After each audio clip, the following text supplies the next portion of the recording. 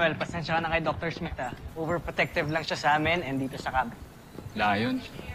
Naiintindihan ko naman. Dapat naman siya magkaganon. Kasi sa aking nabalitaan, dito raw nakatago ang voltage pipe. Oo, actually nga, doon nakalagay sa deck 12 and up ang ating mga vault machines. Doon! Sa may mga sundalo. Manuel, hindi lang sila basta sundalo. They are the elite action group of Earth Defense Force na nagbabantay kay Voltes 5.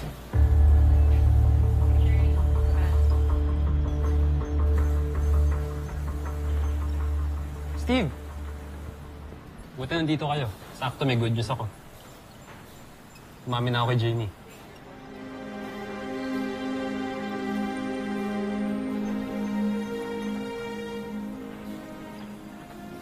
Congrats, bro. Congrats. Salamat, Tol. Alam mo, kung di dahil sa pep talk mo na isang araw, hindi ako magkakaroon ng confidence sa din sa kanya yun. Nga pala nandito to. Di ba ang sabi ni Dr. Smith hindi siya pwede lumabas ng medical bay? Oo, naserman na nga kami kanina. Si Manuel, ka na.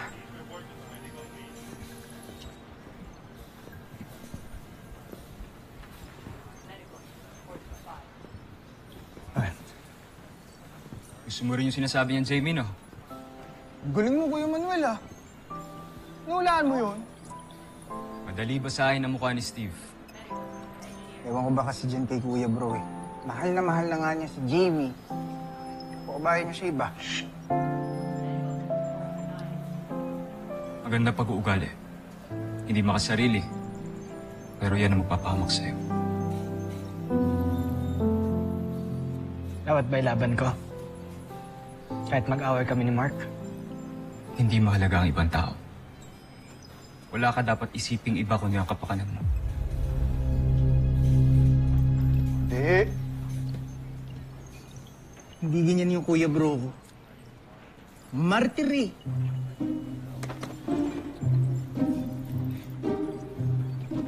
Uy, joke lang.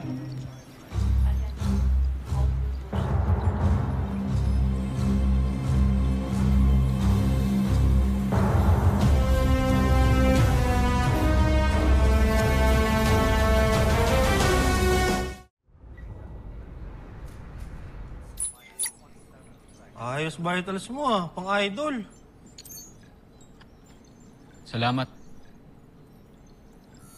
Tagal ka na dito sa kampo? Tagal na din, idol. Mga 3 years. Ibig sabihin, kilala mo ni mga piloto ng Voltes 5. Naman. Crush ko nga isa dun eh. Kamingay ah. Sino-sino nga ba sila? Naku, idol, di ko pwedeng sabihin sa'yo. Bawal ko sabihin sa tagalabas yung mga sekreto dito sa loob eh. Di na ba na ako kalaban? Kakampi na nga ako dito sa kampo eh. Pansin ko nga, close ka dun sa Armstrong Brothers eh. Mababait sila. Mabubuting tao. Totoo. Pero teka, niiba mo naman yung usapan eh.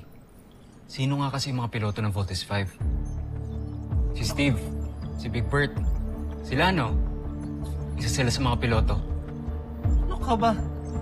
Tatanong ka pa. Kailan mo sila, di ba? Di sa kanila ka magtanong. Sagutin mo na ako.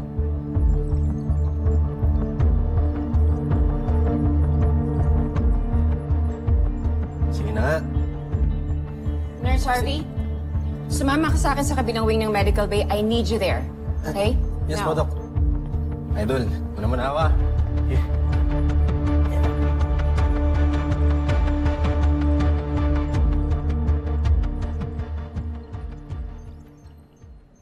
Dr. Smith, it's Mark. Enter.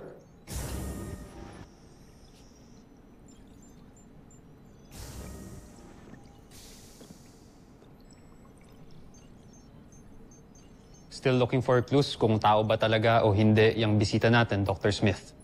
Mark. Anong ginagawa mo dito?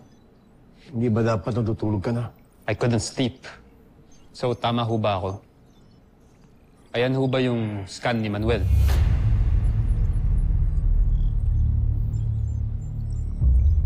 I don't know. There is something about him That is not right. Honestly, ako rin po, Dr. Smith. Kaya hindi ko magawang sabayan yung Armstrong brothers na yan sa pakikipag-bonding sa kanya. There's just something in him na hindi ko talaga gusto.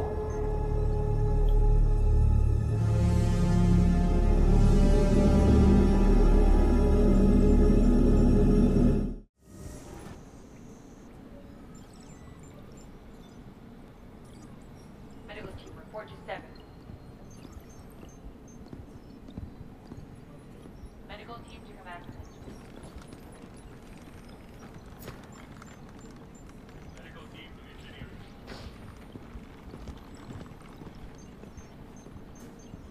Security team to deck.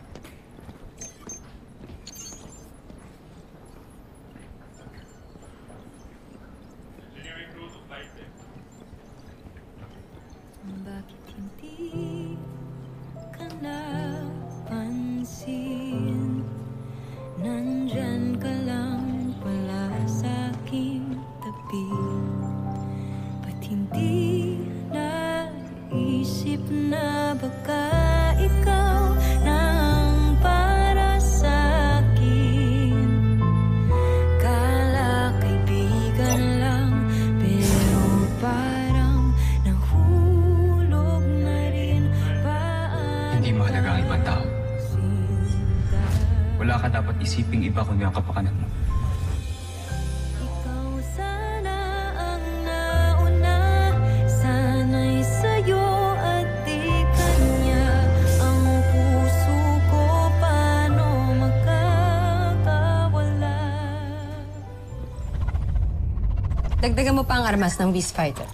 Yun ang aking ginagawa. At mas maganda yan kung patitibayin pa natin ang kanyang baluti para maitaas natin ang kanyang defense. Mas marunong pa kayo sa akin.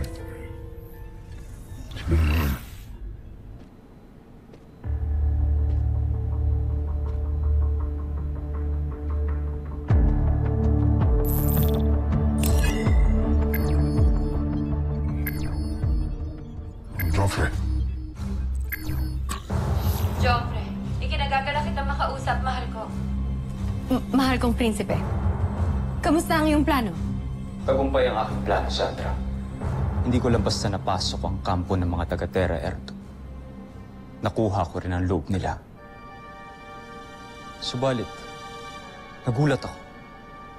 Mababait pala sila. Joffrey, huwag niyo sabihin nagbabago ng tingin niyo sa kanila. Kayo na rin mismo ang nagsabi na kalaban sila.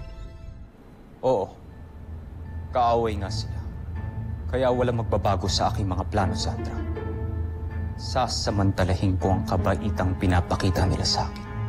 Hanggang sa malaman ko ang sikreto ni Voltes 5. At ipinapangako ko sa inyo, hindi matatapos ang gabing ito. Malalaman ko kung sino-sino ang mga piloto ng Voltes 5.